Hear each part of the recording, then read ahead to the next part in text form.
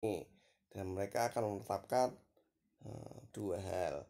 Pertama, perbuatan yang dilarang, ini langkah kriminalisasi. Kalau ancaman pidana langkah penalisasi ya.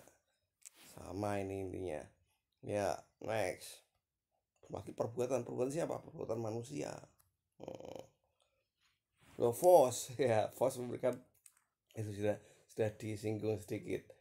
Force menetapkan unsur pidana kelakuan manusia atau perilaku manusia diancam oleh pidana, ini penalisasi, ini kriminalisasi dalam peraturan perundang-undangan. Berarti ya kedua hal langkah ini, kriminalisasi dan penalisasi, dilakukan dalam bentuk undang-undang sebagai untuk memenuhi asas legalitas.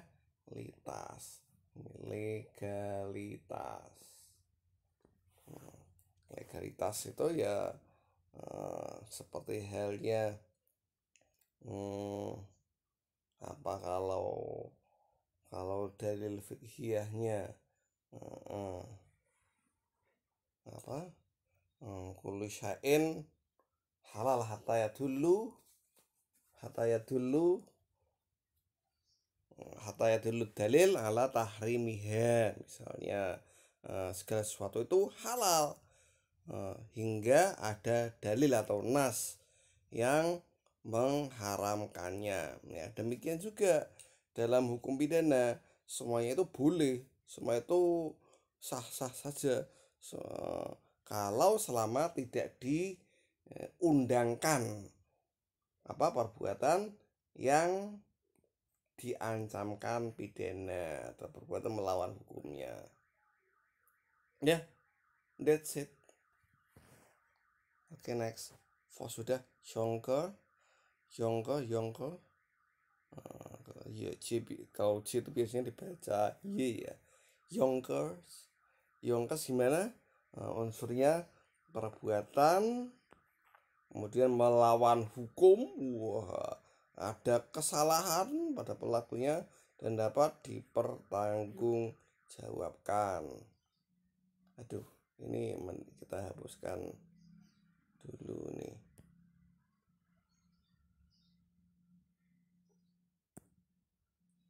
Dewan. Dan dapat dipertanggungjawabkan. Pelakunya. Berarti kalau Jongkos sudah melihat unsur-unsur tindak pidana ini sudah merambah ke arah dualistis. Tidak hanya dapat dipidananya perbuatan, tapi sudah dapat dipidananya pelakunya atau orangnya. Kemudian secara Vendik kelakuan bertentangan dengan hukum diancam oleh hukuman, langkah kriminalisasi, penalisasi dilakukan oleh orang yang juga kriminalisasi dapat dipersalahkan. Berarti ini masalah pertanggungan jawab pada pelaku. Sudah memakai tidak hanya perilakunya saja tapi pelaku. Kalau pelaku orang ya, tadi simbolnya apa? Orang, perbuatan, maka dapat dipidana. Rumusnya kayak itu. Artinya apa? Seseorang bisa dipidana kalau melakukan perbuatan melawan hukum, PTP atau TP, tidak pidana melawan hukum. Kemudian juga pelakunya, orangnya dapat dipertanggungjawabkan. Next. Ini bahas tentang apa ya? Dasar penentuan perbuatan pidana. Yang pertama, memakai asas legalitas atau perbuatan baru dapat dipidana ketika sudah dirumuskan terlebih dahulu dalam undang-undang. Seperti di kaidah fiqhiyah tadi ya, kullu syai'in apa saya lupa, intinya ya semuanya boleh, semuanya halal sampai ada nas atau dalil tentang pengharamannya. Nah, asas legalitas itu negara harus mengharamkan perbuatan-perbuatan terlarang terlebih dahulu, sebelum kemudian menetapkan ini pada suatu kasus. Asas legalitas bisa dipahami ya. Kemudian eh, ada dalam rumusan undang-undang. Nah, dirumuskan terlebih dahulu. Nah, misalnya membunuh itu apa sih? Intinya apa sih? Menghilangkan nyawa orang lain. Mencuri itu apa sih? Apa? Mengambil barang orang lain gitu. Ya belum tentu. Kalau mengambil orang lain cuman untuk menyingkirkan karena menghalangi, misalnya saya mengambil kendaraan orang, motor orang untuk menyingkirkannya karena apa? Karena motor saya dihalangi oleh kendaraan tersebut. Misalnya, ini tidak dapat dihukum, tidak dapat dilawan tidak pidana pencurian. Pencurian maka harus dirumuskan secara detail yang namanya pencurian itu apa sih? Ya apa? Mengambil barang milik orang lain dengan maksud untuk dimiliki. Ceritanya itu rumusannya ya.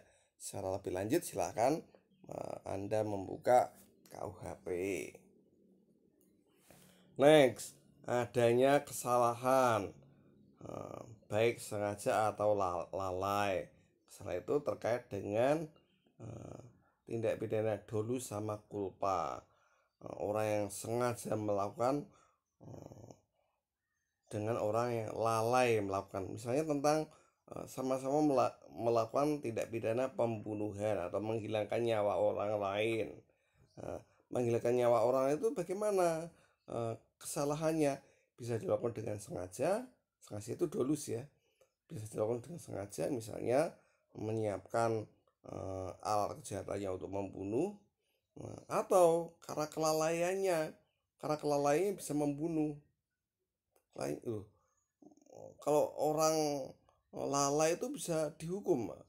Iya bisa. Dan negara itu merumuskan supaya orang tidak berbuat tanpa perhitungan dan melakukan sesuatu yang bisa membahayakan orang lain. Misalnya penjaga palang pintu kereta api punya kewajiban menutup pintu kereta ketika kereta lewat. Nah, kalau itu tidak dilakukan, si penjaga kereta api ini bisa dipidana karena kesalahannya, karena kelalaiannya. Kemudian seorang pengasuh anak misalnya, anak bisa terbunuh, bisa meninggal karena apa? Kelalaian si pengasuh anak ini. Iya, lalai kalau anaknya kemana-mana tidak ada dalam pengawasannya, misalnya kejebur sungai, atau main kabel listrik. Nah, ini kan bahaya. Kalau si anak tadi meninggal, maka si pengasuh ini, entah itu babysitter atau ibunya atau siapa, ini bisa dipidana. Kemudian ada pertanggungjawaban pidana. Pelakunya layak dipidana. Misalnya ya orangnya adalah mukallaf, orangnya tidak dalam keadaan terpaksa.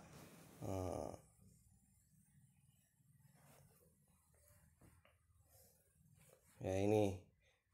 Kemudian next, adanya kausalitas. Kausalitas, ingat kausalitas ada.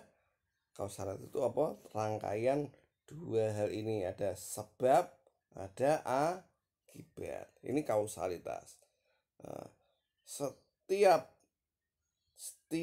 adanya kejadian, terjadinya suatu fenomena pidana, pasti disebabkan oleh sesuatu hal. Ya maka harus dicari.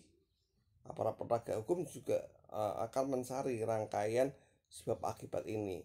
Seseorang mati kenapa sih? Ketabrak mobil misalnya, ketabrak mobil. Nah, kan harus dicari pelakunya. Ketabrak mobilnya apa, pelakunya bagaimana.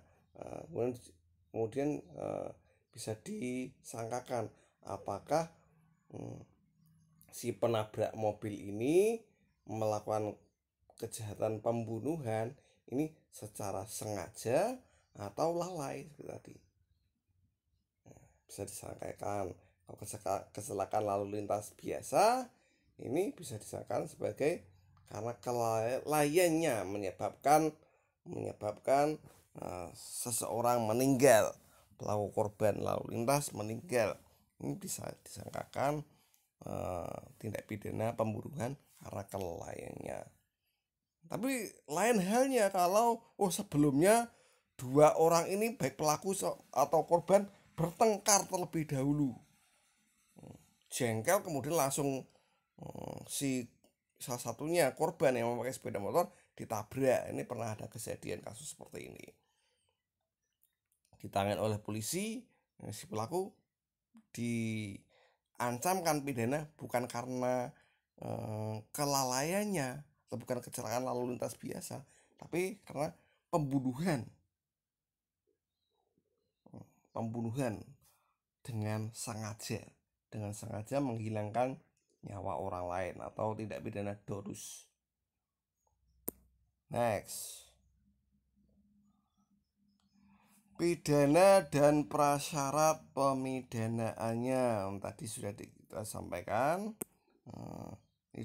Dua hal ini seorang bisa dipidana karena memenuhi syarat dipidananya perbuatan dan ya Allah, syarat dipidananya perbuatan dan syarat dipidananya orang atau pelaku. Ini aliran dualistis,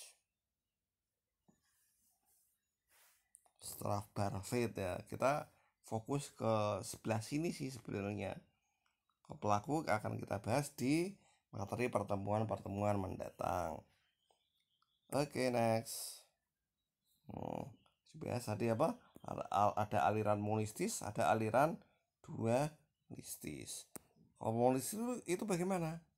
Monistis hanya membatasi dua hal ini.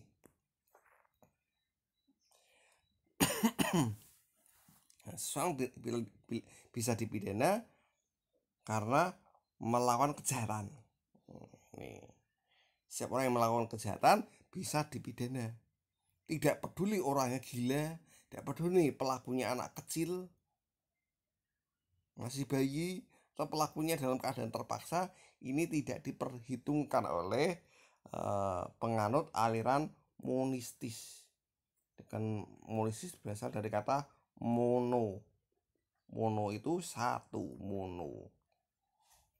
Berarti ya seorang bisa dipidana karena hanya satu sebab saja. Hanya karena satu sebab saja, satu mono sebab. Kalau dualistis dual sebab, double sebab. Tapi apa? Perbuatannya juga pelakunya.